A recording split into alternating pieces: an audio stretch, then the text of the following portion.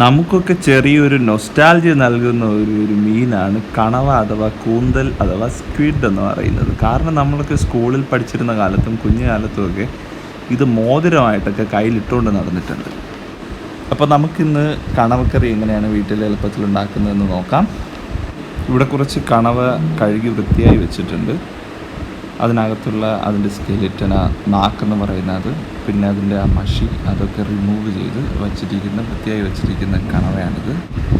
ഇതിനെ നമുക്കിനി ചെറുതായിട്ട് കട്ട് ചെയ്ത് എടുക്കേണ്ടതായിട്ടുണ്ട്. ഇപ്പോൾ ഇത് കട്ട് ചെയ്ത് വെച്ചിരിക്കുന്ന കണവ അഥവാ കൂന്തലാണ് നമ്മൾ കാണുന്നത്. ഇനി ഇത് എങ്ങനെയാണ് കുക്ക് ചെയ്യേണ്ടതെന്ന് നമുക്ക് നോക്കാം. പൊതുവെ പറയാറുള്ളത് ഇത് മൺചട്ടിയിൽ വിറകടുപ്പിൽ വയ്ക്കുന്നത് ഒരു പ്രത്യേക ടേസ്റ്റ് ആണെന്നാണ്. പക്ഷെ നമ്മളിന്നിവിടെ സ്റ്റൗവിലാണ് ഉണ്ടാക്കുന്നത്. വീഡിയോ എടുക്കുന്നതിന് എളുപ്പത്തിനൂടെ വേണ്ടിയിട്ട് വിറകടുപ്പിലല്ല, സ്റ്റൗവിലാണ് വയ്ക്കുന്നത്. ഒരു മൺചട്ടി അടുപ്പത്തേക്ക് വെക്കുക. അതിലേക്ക് 2 ഗ്ലാസ് വെള്ളം ഒഴിച്ച് നന്നായിട്ട് തിളപ്പിക്കുക. തുടർന്ന് ഇഞ്ചിയും വെളുത്തുള്ളിയും ചതച്ചത് ഈ തിളച്ച വെള്ളത്തിലേക്ക് ആഡ് ചെയ്യുക. ഇതിലേക്ക് 1 സ്പൂൺ മഞ്ഞൾപ്പൊടി ചേർക്കുക. തുടർന്ന് 1 സ്പൂൺ തന്നെ ഉപ്പ് കൂടെ ചേർക്കണം. അത് നന്നായിട്ടൊന്ന് തിളച്ച് വരുമ്പോൾ കട്ട് ചെയ്ത് വെച്ചിരിക്കുന്ന കണവ അതിലേക്ക് മിക്സ് ചെയ്ത് കൊടുക്കണം. ഇതിന് മൂടി വെച്ചിട്ട് നന്നായിട്ട് വേവിക്കുക. കാരണം നന്നായിട്ട് വേവിച്ച് കഴിക്കേണ്ട ഒരു ഭക്ഷണമാണ്, ഒരു ഫിഷ് ഐറ്റമാണ് കണവ എന്ന് പറയുന്നത്. അപ്പോൾ ആ വെള്ളം വറ്റുന്നത് വരെ നന്നായിട്ട് വേവിക്കുക. ഒരു കാര്യം കൂടെ ഉണ്ട്, നമ്മൾ ചിക്കനൊക്കെ വേവിക്കുമ്പോൾ ചിക്കനിൽ നിന്ന് വെള്ളം ഇറങ്ങുന്നത് പോലെ കണവയിൽ നിന്ന് വെള്ളം ഇറങ്ങാറുണ്ട്. നമ്മൾ ഒഴിക്കുന്ന വെള്ളം കൂടാതെ അതിലേക്ക് പിന്നെയും വെള്ളം ഇറങ്ങാറുണ്ട്. ഇതിപ്പോൾ ഒരു 10 മിനിറ്റ് തിളപ്പിച്ച് വെച്ചിരിക്കുന്ന കണവയാണ്.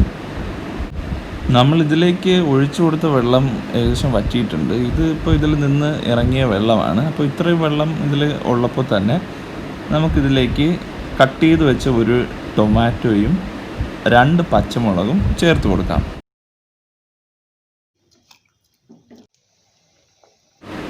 ഇതൊന്ന് തിളച്ച് വരുമ്പോൾ ഇതിലേക്ക് നമുക്ക് മുളക് പൊടി ആഡ് ചെയ്ത് കൊടുക്കാം. കാശ്മീരി മുളക് പൊടിയാണെങ്കിൽ ഒരു സ്പൂൺ ആഡ് ചെയ്യാം.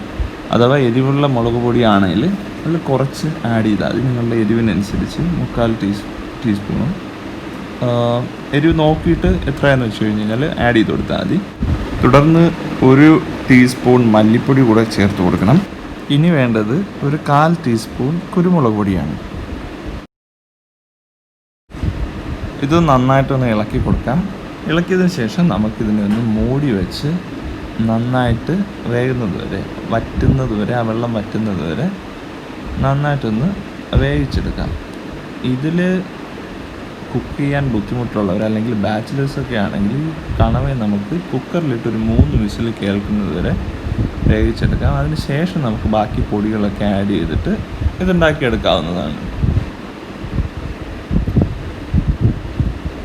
നമ്മുടെ കണവയുടെ വെള്ളമൊക്കെ ഏകദേശം വറ്റിയിട്ടുണ്ട്. ഇനി നമുക്കിതിലേക്ക് എന്താ ആഡ് ചെയ്യേണ്ടതെന്ന് നോക്കാം. ഇതിൻ്റെ ഹൈലൈറ്റ് എന്ന് പറയുന്നത് ഇനി ആഡ് ചെയ്യുന്നതാണ്. അതിലേക്ക് വേണ്ടിയിട്ട് കുറച്ച് തേങ്ങ ചിരകിയത്, അതുപോലെ 1 സവാളയുടെ പകുതി, കുറച്ച് പുളി, ഇത് 3ഉം കൂടെ നമുക്ക് ഒരു മിക്സിയുടെ ജാറിലിട്ട് നന്നായിട്ട് അരച്ച് പേസ്റ്റാക്കി എടുക്കണം.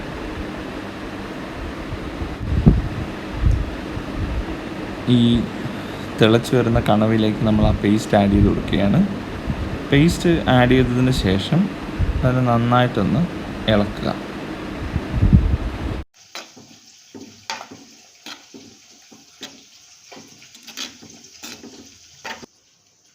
അതൊന്ന് തിളച്ച് വരുമ്പോൾ നമുക്കതിലേക്ക് ആവശ്യത്തിന് ഉപ്പും എരിവൊക്കെ ഉണ്ടോ എന്ന് നോക്കാം. ഉപ്പ് കുറവാണെങ്കിൽ ഉപ്പ് ആഡ് ചെയ്ത് കൊടുക്കുക. തുടർന്ന് കുറച്ച് കറിവേപ്പില അതിന് മുകളിലേക്ക് നമുക്കൊന്ന് ആഡ് ചെയ്യാം. നല്ലൊരു ഫ്ലേവറിന് വേണ്ടിയിട്ടാണ്. കറിവേപ്പില ആഡ് ചെയ്ത് ഒന്ന് തിളപ്പിച്ച് എടുക്കാം. ടേസ്റ്റി ആയിട്ടുള്ള കണവക്കറി റെഡി ആയിട്ടുണ്ട്.